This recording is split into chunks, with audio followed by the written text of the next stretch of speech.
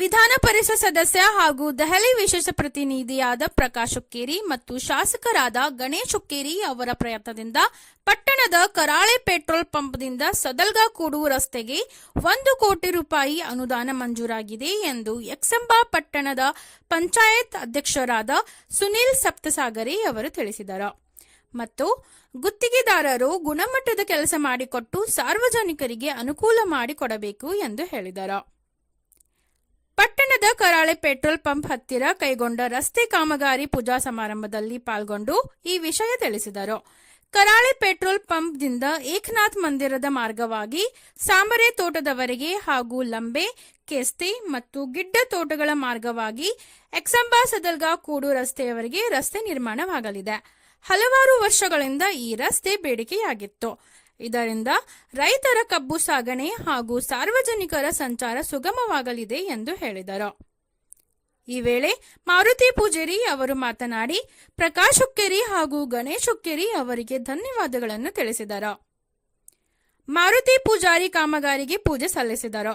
ಪಟ್ಟಣದ ಪಂಚಾಯತ್ ಸದಸ್ಯರಾದ ಚಿದಾನಂದ್ ಬೆಳ್ಳಿ, ರವೀಂದ್ರ ಮಾನೆ, ಧರಪ್ಪ ಖೋತ್, ಅರುಣ್ ಮಗ್ದುಮ್ ಮತ್ತು ಜ್ಯೋತಿ ಸಾತ್ವಾರ್, ಸಂಜೀವ್ ಕರಾಳೆ, ಪುಂಡಲಿಕ್ ಕಬಾಡೆ, ವಿಜಯ್ ಖೋತ್, ಸುನಿಲ್ ಚಕ್ರ, ಅನ್ನಪ್ಪ ಸಾತ್ವಾರ್, ಸುನಿಲ್ ಅವಟಿ, ಜ್ಯೋತಿ ಸಾತ್ವಾರ್, ವಿಜಯ್ ಖೋತ್, ಇಂಜಿನಿಯರ್ ಆದ ಸಂತೋಷ್ ಜಾಗ್ನೂರ್, ಗುತ್ತಿಗೆದಾರರಾದ ಸುನಿಲ್ ಅವಟಿ ಸೇರಿದಂತೆ ರೈತರು ಹಾಗೂ ಗ್ರಾಮಸ್ಥರು ಉಪಸ್ಥಿತರಿದ್ದರು.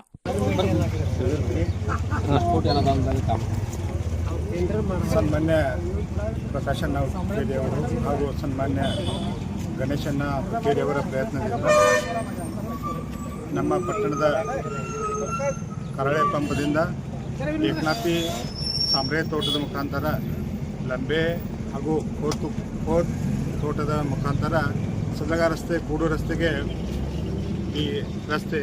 ಈ ರಸ್ತೆ ನಿರ್ಮಾಣ ಕಾರ್ಯಕ್ಕೆ ಸುಮಾರು 1 ಕೋಟಿ ಅನುದಾನವನ್ನು ನಮ್ಮ ವಿಧಾನ ಪರಿಷತ್ ಸದಸ್ಯರಾದ ಪ್ರಕಾಶಣ್ಣ ಹುಕ್ಕೇರಿ ಅವರು ಮತ್ತು ಗಣೇಶಣ್ಣ ಹುಕ್ಕೇರಿ ಅವರ ಪ್ರಯತ್ನದಿಂದ ಇದನ್ನು ಮಂಜೂರು ಮಾಡಿಸಿದ್ದಾರೆ. ಅದಕ್ಕಾಗಿ ನಾನು ವಿಶೇಷವಾಗಿ ಇವತ್ತು ಈ ಒಂದು ಉದ್ಘಾಟನೆ ಅವರಿಗೆ ವಿಶೇಷವಾದ ಒಂದು ಅಭಿನಂದನೆಗಳನ್ನು ನಮ್ಮ ಪಟ್ಟಣದ ಎಲ್ಲ ನಾಗರಿಕರ ಪರವಾಗಿ, ರೈತ ಬಾಂಧವರ ಪರವಾಗಿ ನಾನು ಅವರಿಗೆ ಮತ್ತೊಮ್ಮೆ ಅಭಿನಂದನೆಯನ್ನು ಕೋರುತ್ತೇನೆ. ವಿಶೇಷ ಅಂದ್ರೆ ಈ ಒಂದು ಏನು ಸಂಪರ್ಕ ರಸ್ತೆ ಐತಿ, ಈ ಸಂಪರ್ಕ ರಸ್ತೆ ಎಲ್ಲ ರೈತರಿಗಾಗಲಿ ಅಥವಾ ಎಲ್ಲ ನಮ್ಮ ನಾಗರಿಕರಿಗೆ ಬಹಳ ಅನುಕೂಲವಾಗಲಿದೆ.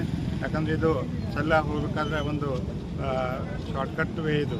ಅದಕ್ಕಾಗಿ ಇದು ಭಾಳ ಎಲ್ಲ ನಮ್ಮ ರೈತಾಪಿ ಜನರಿಗೆ ಭಾಳ ಅನುಕೂಲ ಆಗ್ತಿದೆ. ಮತ್ತು ನಾವು ಈ ಒಂದು ಏನು ಗುತ್ತಿಗೆದಾರರು, ಆ ಗುತ್ತಿಗೆದಾರರು ಒಂದು ಒಳ್ಳೆಯ ಗುಣಮಟ್ಟದ ಕೆಲಸ ಮಾಡಬೇಕು ಮತ್ತು ತ್ವರಿತಗತಿಯಾಗಿ ಮುಗಿಸ್ಬೇಕಂತ ಅವರೆಲ್ಲೂ ನಾನು ಸಹಿತ ಕೇಳ್ಕೊಳ್ತೀನಿ.